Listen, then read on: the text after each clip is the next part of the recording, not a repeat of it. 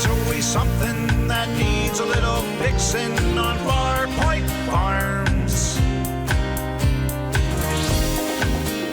Hey guys, it's Eric here at Far Point Farms in the mountains of North Carolina. Tonight I wanted to take a moment to show off this. This is the U.S. General Harbor Freight's brand 26-inch tool chest setup here. We got a bottom and an upper box here, and I actually did buy a side cabinet, but I decided to use that down at the bottom. I'll make a separate video on that. But I've had it now for, well, I think I bought this about 3 months ago, and put it up here to help. I needed all the tools up here to build the studio, so we've been working on it. But I'm going to go ahead and get the camera off the tripod, and we'll do a toolbox tour of this. I'll go through and show it to you. It came pretty much flawless, no dents, no dings, nothing like that. Nice finish on it.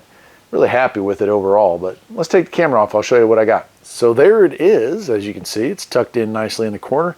Got it right next to the Yukon workbench that I've got here. So going back over to this though, the main focus here, the only thing that I have seen on this, well, there's a few things that if I were going to design a cabinet from scratch, I would have changed. The first one is this. If you take a look here, it doesn't go all the way upright. It's got these hydraulic hinges here, so it kind of opens up when you're done, and I appreciate that and all, but it doesn't open all the way up. It's kind of a minor annoyance, but it does bother me. I don't know why. The other thing that I would say is a problem with this box is on the bottom, those 3 drawers, those should have been 2 drawers that were deeper.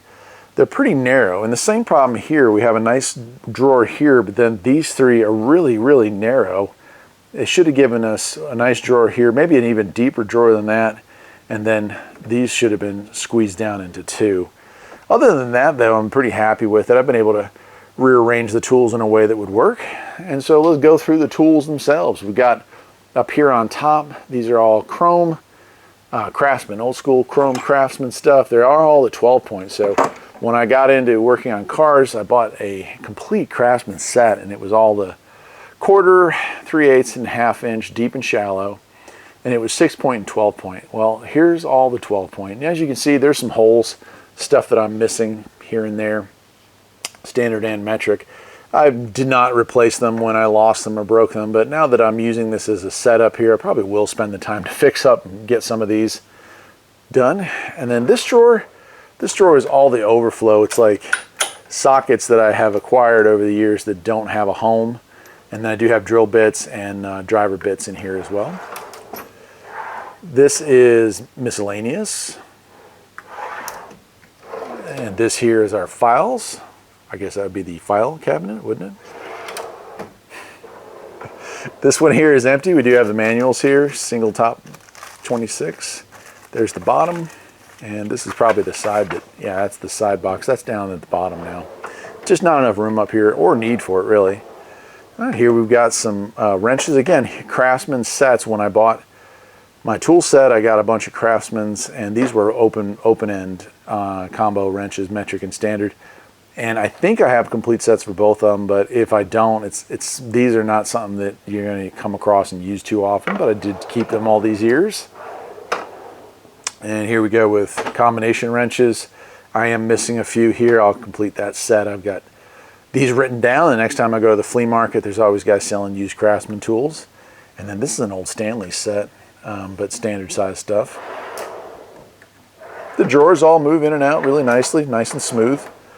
Here we have screwdrivers, lots and lots of screwdrivers, Phillips, flathead, and Torx, as well as a couple of specialty things like picks and whatnot. So that one gets a lot of use. I've been thinking about putting labels on them, but I haven't gotten to that yet. And here is a very incomplete 3/8 set and 1/4 set. So this is where I don't have a complete set. I'm just missing a few here and there for most of the stuff, but I'll probably keep my eyes out for a used Craftsman 3/8 set and just buy the whole set. But I did pick this up. It's funny, I had a 1/2 inch Craftsman wrench, and they just don't make this style anymore, or at least they didn't have it at Lowe's, so they did swap it out for that gunmetal gray.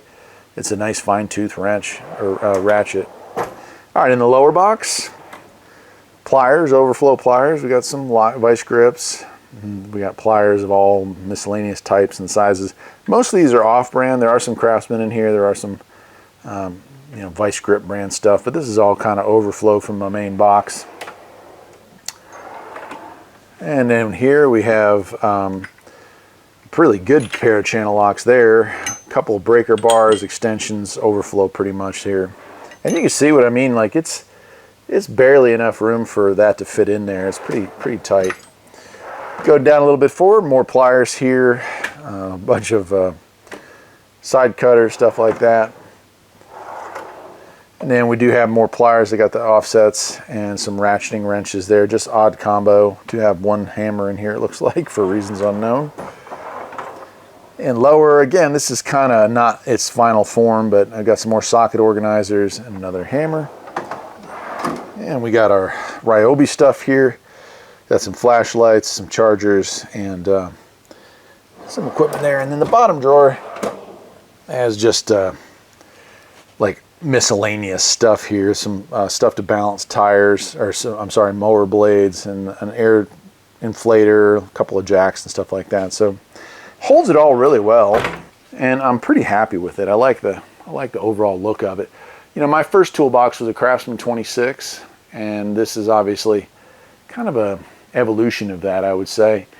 I would have changed the layout of the drawers. Maybe it's 20 years of hanging out with that 26-inch from Craftsman, but that would be the only thing I'd change on it. Other than that, I'm happy with the build quality. I'm happy with the way the drawers work.